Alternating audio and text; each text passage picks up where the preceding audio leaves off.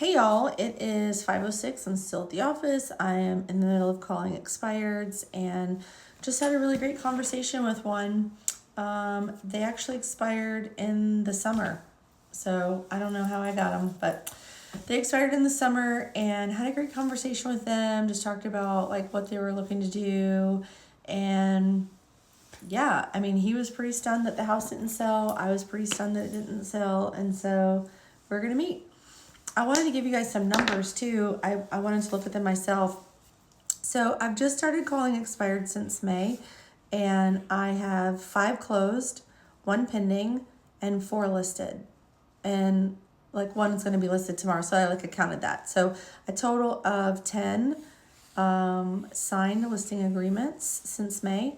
And I gotta be honest with you, do I do it every day? No, I do it most days, but some days I forget, and that's kind of what.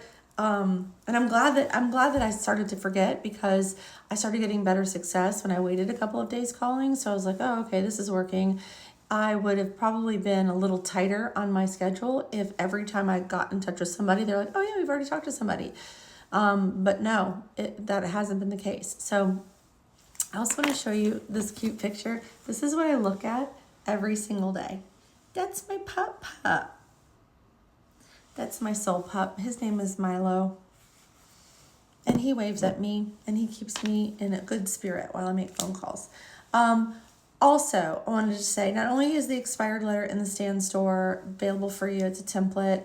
So many people asked for it. I was like, go on in the stand store. It's available for you.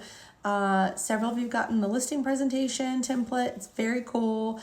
And several of you have gotten the buyer consultation book as well, which is great. So thanks. I'm so excited about that. Let me know how it's been working for you. The other thing I'm going to add soon is the seller report. So some of you know that I send a seller report every week that summarizes all the activity that we've done. So I decided to make that into a template form so that you guys can purchase that. We send that out on Thursdays, along with any price correction recommendations or updates or next steps or whatever.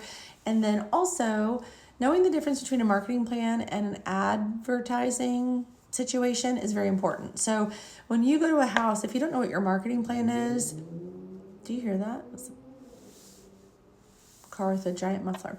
If you don't know what your if you don't know what your marketing plan is, be expected to be asked that question when you call expireds. It's probably the number one question that I get asked. So not how many houses have you sold, how long have you been in business, what your brokerage is, blah, blah, blah, blah, how old are you? Like, nobody cares.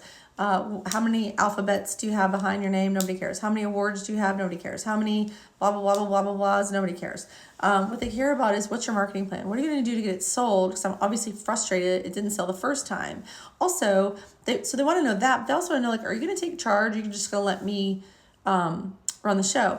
Actually, in my conversation today with the gentleman who expired in the summer, I was like, sir, it sounds like you were letting the tail wag it sounds like the agent was letting the tail wag the dog. He's like, what do you mean? I go, it sounds like you were running the show, but you hired an agent to get the job done. And I don't mean any disrespect, but I'm not sure what industry you're in, but I'm sure that you would not appreciate a client running your schedule. So in real estate, if you are happy with the data and you're happy with the marketing and everything that we're doing is making sense, the best relationship I have with sellers is that they allow me to wag the tail. They allow me as the agent to be in charge of like the data, and we have a collaboration about the price, but really the data tells us what the price is, and the buyer either confirms it or denies it.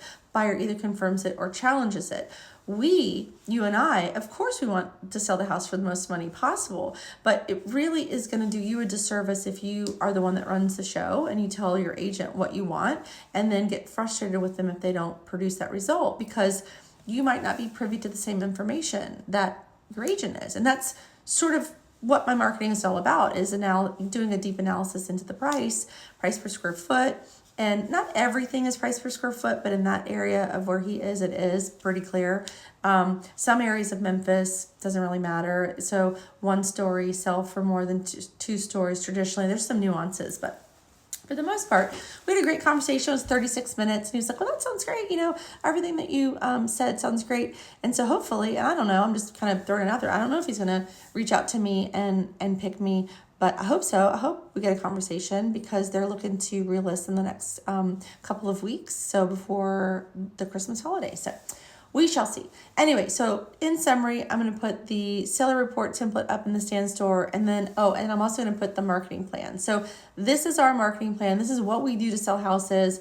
We have personalized marketing plan for insert address and then all the stuff. It's a menu. Okay, so it's not going to be like this massive thing, but it's just going to be a one page where you have it on your listing presentation in your folder and you are checking the boxes, and it's all the things that we do. So if you are curious because you don't have a marketing plan, this would be a good place to start. And then just depending on what your listing is, depending on what your house is, depending on whatever, obviously if the house is currently furnished, you're not going to click virtual staging, but you'll see all the different things that we do. And I hope that it helps you, especially this is more geared towards like the newer agents, especially you guys, if you don't really have a grasp yet on what your marketing does that differentiates yourself, because that's exactly what he asked me today. Well, what differentiates you from anybody else? Like anybody can do professional photography. And I was like, I'm so glad you asked that. So part of my marketing shtick is understanding the data. And so we kind of first talked about the data, and then we talked about who I thought his prospective buyer was. So I was very clear on who I thought his buyer was going to be. I was very clear on how we would target market that particular buyer pool. I was very specific on, hey, are you going to be moving before it sells? Are you going to be living there until it closes? Why? Because I want to make sure that if it's vacant, I have a plan for him and I can tell him what we're going to do if it is vacant, what we're going to do if it isn't. All kinds of different things. And anyway, it was just a great conversation. And, the way that you have these conversations is that you just start. So one of my really good friends in real estate said, how do you become a great listing agent?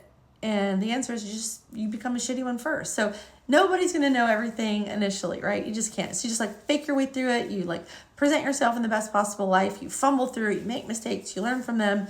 But the biggest thing that I can tell you, if you're looking to get into the expired world, is just start. Just start. Just call people. We got into this business hopefully because we don't hate people. Hopefully because we like to talk to people. Hopefully because we're not afraid to pick up the phone. Because if you're afraid to pick up the phone as a realtor, you've had a hard couple years if your referral business hasn't been up to snuff. So, yes, and I wanted to tell you too, I think I have agent referrals are my top source right now. So I have 7 agent referrals. This is just my own personal production, by the way. 7 agent referrals, 6 expired. So that includes the 5 closed and the 1 pending. Doesn't include the ones that are listed. These are just closed units by source. Investor 6, past client 5, client referral 4, radio 5, sphere, my own personal sphere 5. So you can see my 1, 2, 3, 4, 5, 6, 7 sources. There's really a top 7, and then the bottom sources are all just my other sources, which are all just a variation of different sources. But I did say agent referral, probably some of those could have been Instagram or social, but because they were real estate agents, I just put them as agent referrals. But yeah, hope this helps you. I'm steadily working. I'll be here for a couple hours. Have a good day.